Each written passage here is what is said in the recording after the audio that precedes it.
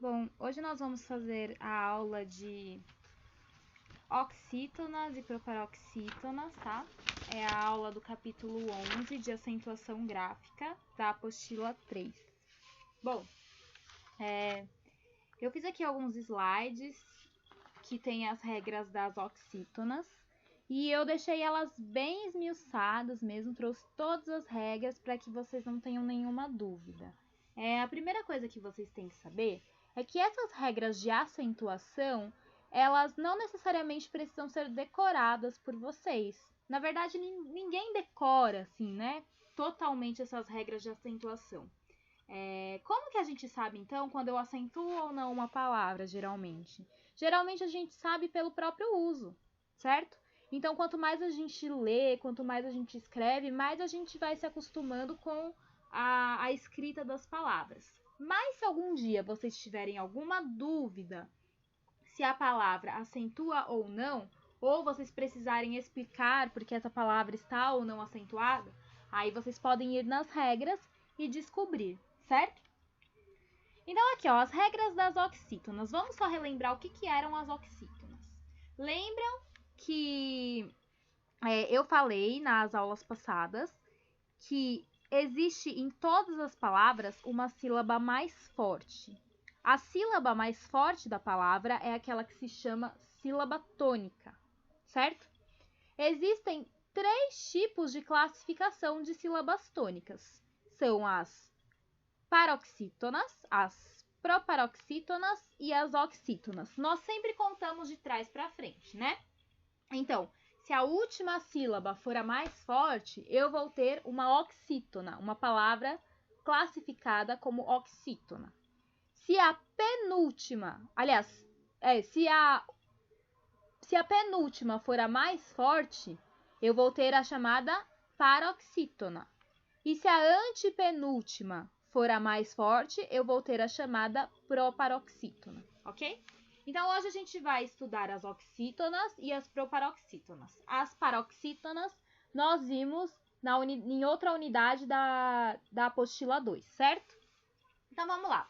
Primeiro, começando com as oxítonas, que são aquelas que são a última sílaba tônica da palavra. Quais oxítonas que vão levar acento? Então, primeiro, acentuam-se as oxítonas terminadas em A, E, O, EI, EL, OI, seguidas ou não de S. Então, pode ser As, Es, Os, Eis, Els e Ois.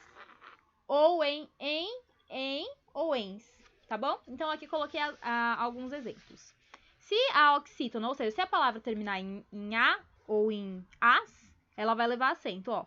Corumbá. Viram que aqui o Bá é o mais forte, certo? Então, se é uma palavra mais forte, com a última sílaba mais forte, e for terminada em A ou As, vai levar acento.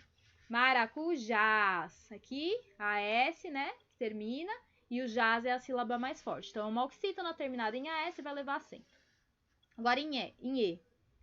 Filé, dendê. Certo? Então, vejam aqui, ó, a mais forte é a última sílaba, né?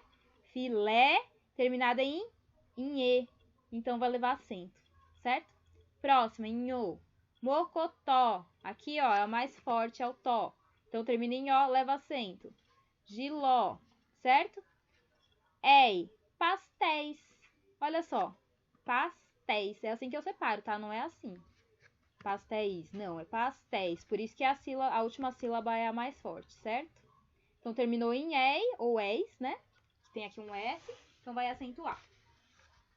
Chapéu. É assim que eu separo. A última mais forte, que é o pel, certo? Terminou em el, acentuei. Troféu. A última mais forte é o fel. Então, termina em el, eu acentuei. Oi. Herói. A mais forte é o rói. Terminou em oi, então vou acentuar, certo? Aí agora, quando eu tenho em ou ens. Amém. Aqui, ó, separa assim, ó. Amém. Aqui é a mais forte, terminou em, acentuei.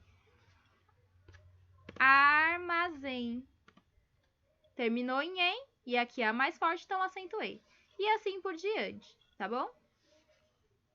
Próxima regra de acentuação das oxítonas. Vou acentuar as oxítonas terminadas em a, e, o, em e em, acompanhadas das variantes dos pronomes oblíquos, átomos, lo, lá, los, las e no, na, nos, nas. Ih, não entendi nada. Tá bom, então eu vou explicar que vocês vão entender. Vocês vão verem que é fácil quando a gente visualiza os exemplos, ó. Iremos contratá-lo, certo? Então, a palavra é contratar.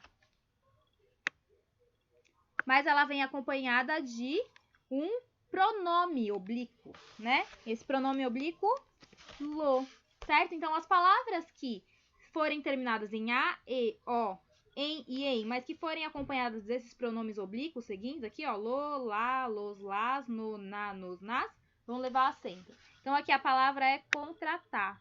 Termina em a, certo? Depois vem precedida de um pronome oblíquo lo, então leva acento. Não quero comprometê-lo, ó. A palavra é comprometer, comprometer, termina com e, depois vem precedida de um pronome oblíquo lo, acentuo. O dinheiro vou repô-lo. Aqui a palavra terminada em o, precedida, depois vem um pronome oblíquo lo, então eu vou acentuar, certo? Então, tranquilos, né? A mesma coisa quando forem, ó. Ele mantém, tá vendo aqui, ó? Mantém-na, tá? Terminou em e precedido não, vem acompanhado de um pronome oblíquo na, então eu vou acentuar. Próxima regra. Vão ser acentuadas as oxítonas terminadas em i ou u, quando essas letras forem precedidas de outra vogal, formando assim um hiato, seja seguidas ou não de S, mas não seguidas de outra consoante nem de semivogal, tá? Então, vamos prestar atenção aqui, né, que tem muita regra. Só para vocês se lembrarem, um hiato é quando eu tenho duas vogais, uma do lado da outra na palavra, mas que são separados na hora da separação silábica. Então, por exemplo, aqui, ó. Olha como é a separação silábica de Itaú. I, ta, u. Tá vendo que aqui, ó, eu tinha duas vogais, uma do lado da outra, mas elas foram separadas na separação silábica. Quando eu tenho essa separação, né, vou ter uma vogal sozinha aqui na sílaba, eu tenho o que a gente chama de hiato, certo?